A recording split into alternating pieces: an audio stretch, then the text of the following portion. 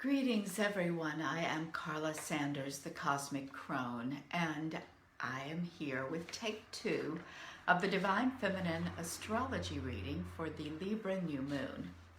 I did this yesterday and Facebook said it posted, but it got eaten somehow by the etheric gremlins, and sometimes things just work out that way. And this morning at the fire at 7:05 today, where I live on the east coast of the United States, was the full moon, the new moon in Libra. The sun and moon were conjunct at 1325 Libra, and Mars was also conjunct. So this was a triple conjunction of the sun, moon, and Mars.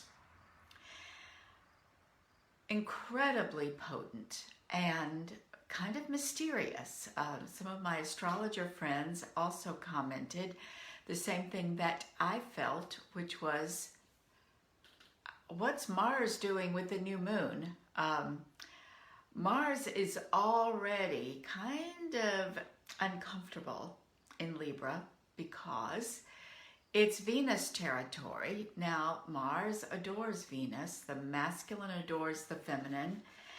And yet Mars is at home in Aries and Scorpio.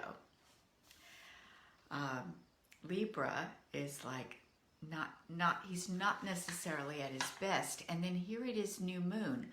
Mars is action, focus, direction, get things done, draw the sword and protect. In this painting behind me, Mars, the sacred masculine, is at the four corners, swords drawn, protecting the women in ceremony.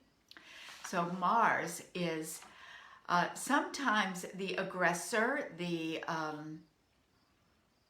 will go to battle, not always merely the defender, but sometimes the attacker.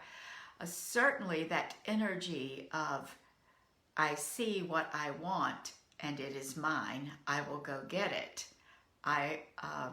That's Martian energy.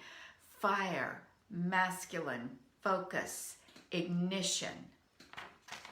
The new moon is inward.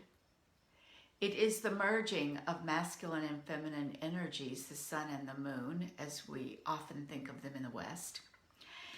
And it is the dark night. The moon is absent. The brightest of the night lights is absent because it's traveling through the day with the sun. So this is the time of going within, of gestation, of shadows, of deep release in privacy. I tend to do new moon ceremony privately. It doesn't really work for me to get together with the group on new moon. Sometimes it happens. It's better for me if it's after new moon, if that's the case. So what does Mars and the new moon and Libra have to do with each other?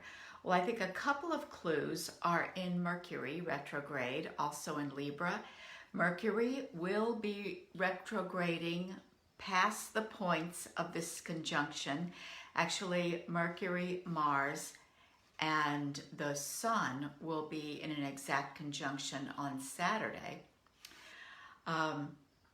So that energy this is a precursor to that energy, a preparation time. In fact, this new moon has all the hallmarks of preparing for the full moon that's coming and this other conjunction that is coming very soon, in just a few days.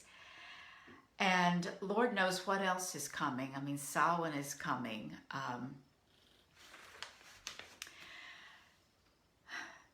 So I'm just going to speak about this in terms of preparation. Mars is saying take action. Mercury is about communication, receiving messages, the messenger of the gods. It's about things, Mercury is about things like money and technology, and Mercury retrograde is associated with anything electrical or mechanical that can go wrong, or anything in a system that can go wrong, but that's not what Mercury retrograde is really about. Mercury retrograde is about preparing. It is, some call it a review. When I look at this chart, the totality of the chart, I see the opportunity for healing the field so that you can work with Mars and Mercury direct over the next moon cycle and a half. By the time of the full moon, Mercury will be direct. It will be speeding back towards yet another conjunction with Mars. And the moon will just keep going on her way. So what is the moon saying? The moon says intuition, feminine, deep, go within.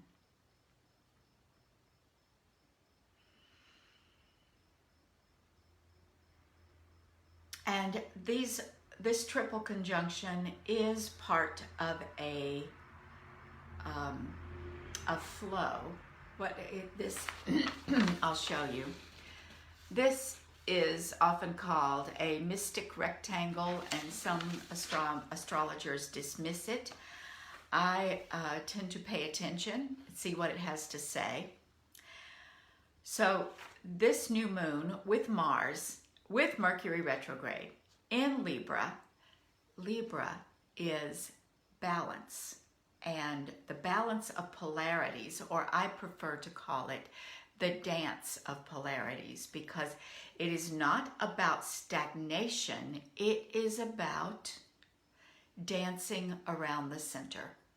It is about the Libra being scales.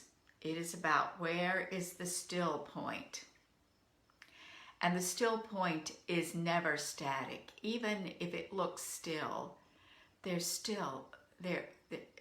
this dynamism. It's a flow around. You can think of it as a spiral, a vortex around the center, a balance on a plane around a center, which is probably also turning, because we live in a multi-dimensional universe. So all of the forces of life are at play in this dance of life, this dance of polarities. So we cannot oversimplify Libra or the concept of balance with linearity and 2 points. That can be informative to take the 2 points, oppositions, and see what they tell us, but it is one picture within a very complex flow. So this mystic rectangle describes to me the other elements of the flow. And what's connected here? Connected is Ceres. Ceres at 1207 Gemini.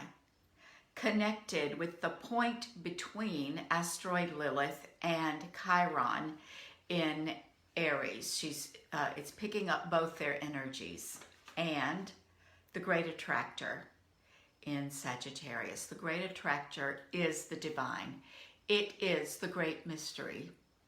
We do not know what it is. We know where to locate it on our charts and in our map of the sky, but it is so far beyond our galaxy. We don't know what it is or why or how it is attracting all of the galaxies in our neighborhood, including our own Milky Way, our home.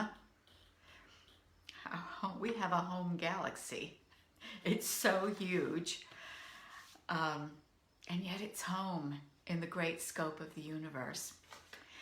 And we are all being drawn towards the great attractor, which is the essence of the void, the darkness, the depth of the feminine. So that is feeding into this energy of the masculine and the new moon. And it is touching on the healing opportunities of Chiron and Lilith. The Sun, Moon, and Mars are actually in an opposition to Chiron and Lilith. They are looking across the sky and saying, who are you? Talk to us. Let us dialogue here at opposite points of the center. Lilith asteroid is the disowned feminine within, the wounded feminine. The wounded feminine can show up in a lot of ways. In one way she shows up is upholding the patriarchy, basically participating and maintaining her own oppression. And that her is within male and female bodied people and all aspects of life, really. It is most particularly for people born as female. It's saying that you are not as good as a male. You are not worth as much. And so we walk around with that wound, and we are constantly on a healing path with it. We are reckoning with it all the time. And so here, Lilith and Chiron they're both retrograde in Aries. They are close together. They may get even closer together. I'm not exactly sure what the scope is, but Lilith and Chiron have been dancing together in Aries for a while, going forward and backwards. And so Chiron is saying, now is energy for healing. Now is energy for facing. You see, healing, sometimes, yeah, chicken soup, a warm blanket, a hug.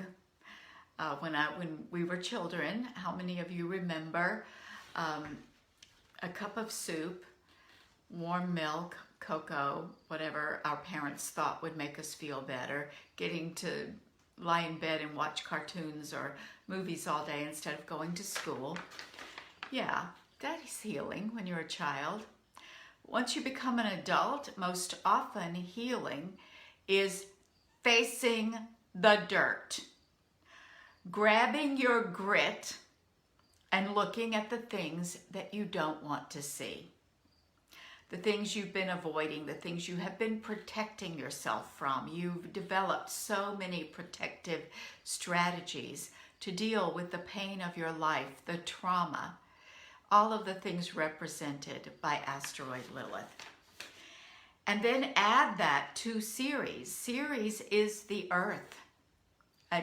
In her broadest scope, she represents the planet, ecology, nature. She also represents, on the personal level, nourishment, our bodies, our health, our well-being, how we take care of ourselves, self-care, self-love, mothering ourselves. Once you're grown up, mother may not be around to bring the chicken soup and fluff your pillow. If she ever was. So we have to do that for ourselves. We are both self-nurturing and holding ourselves. See, Chiron's presence, he says you must look at this. The healing journey is a deep journey. The healing journey is an adult journey. Glennon Doyle, her statement, we can do hard things. Well, that's Chiron. Chiron is saying, I can show you how to do hard things. I will stand with you, but you have to stand for yourself. So this moon with Mars, see, Mars amplifies that because Mars stands.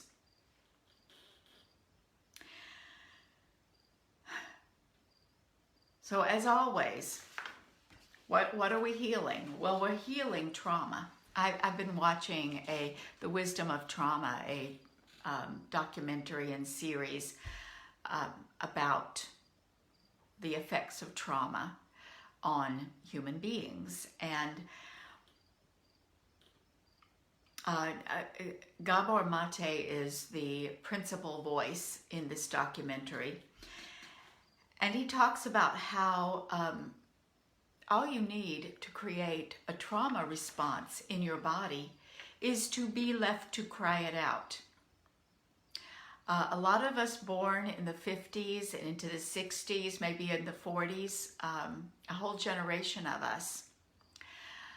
And I don't know how long it's continued. It may still be going on today, although other philosophies of child rearing and parenting of infants are available. I think there is still this idea that infants must conform to the convenience and needs of the adults instead of the other way around. And so one of the gold standards of being a good parent is getting your child, listen to this language, getting your child, training your infant to sleep through the night. And you do that by not responding to their cries for being held, comforted, being close to you, feeling safe, near your body. So just being aware how many of us had that experience as part of our existence as infants. Before we had a thought in our head, we simply were a bundle of needs and sensateness, sensuality, and we needed the safety and warmth of our mother's body, our parents' bodies, somebody's body. And we were left alone in a crib to cry it out. And there the pathways of trauma are carved. So with that definition of trauma, we are all, or the vast majority of us, are living inside traumatized bodies and minds and neurology.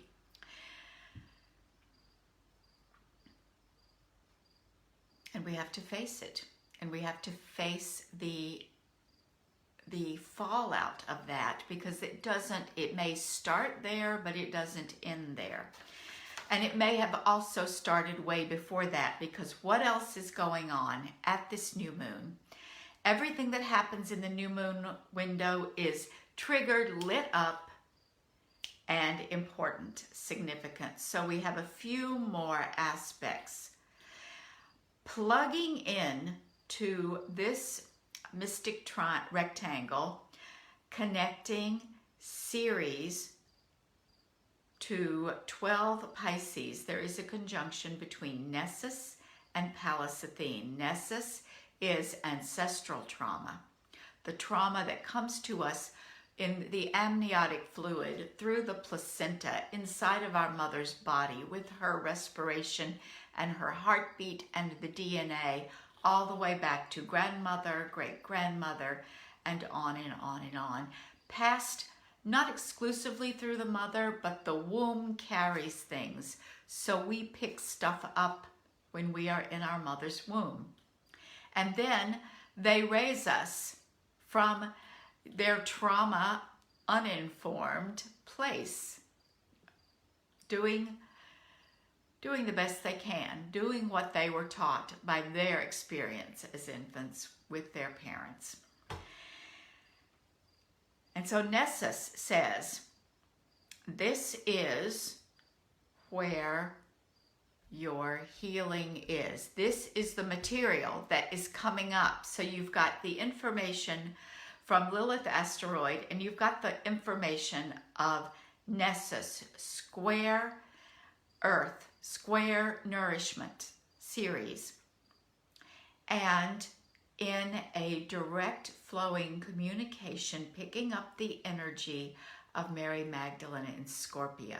So Mary Magdalene is known in many circles. She is a great teacher. That much we know.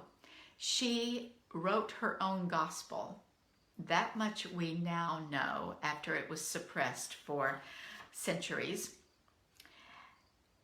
And she may have been a priestess of the goddess. She may have been the consort wife, joined in sacred union with Yeshua, known as Jesus, known as the Christ.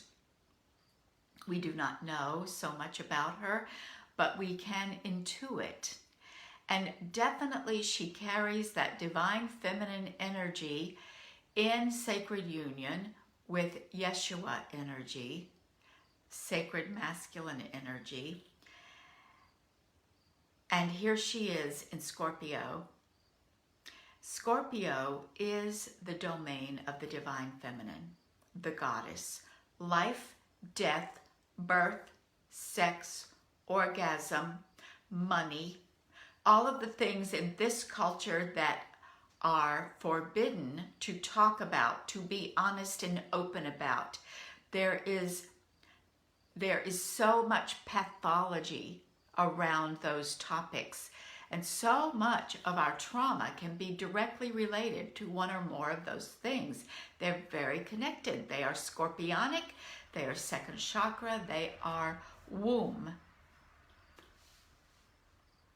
And we have Mary Magdalene, who has recently been in a conjunction with Venus. Venus has sped through Scorpio. Venus is in the final degrees of Scorpio, and Vesta is there as well. So Vesta's at 808. That's kind of magical. And that's a couple of infinity signs there with Vesta. She is holding the gate open. She is holding the door open at this new moon for this feminine Christ energy of Mary Magdalene to merge with Nessus and Pallas Athene. Pallas Athene, she's seen as war, wisdom, strategy. I see her as very simply as intellectual power. We have the mental resources, the mental toughness to do the work that's needed right now. And that work, Venus is picking up the energy of Chariklo, the healer, Chiron's consort, and picking up the energy of Algol and Sedna, the demonized goddess. Algol is one of the Liliths, also Medusa, that aspect of the goddess who terrifies us, that patriarchy rejected and sent away. And Sedna, who is the deep feminine, literally, the goddess that lives at the bottom of the ocean and creates the food for the Inuit people. And she has a deep traumatic story of being abused by a husband and murdered by a father. So she still, in spite of all that, became a goddess. And these right now are in aspect to Venus, who is the Queen of Heaven, the bright and shining one, and representing in Scorpio, she shines a light on all of those Scorpio material that we don't look at. In fact, Venus stands for all of that. Certainly, sex, pleasure, beauty, and abundance, which are the light sides of the Scorpio material.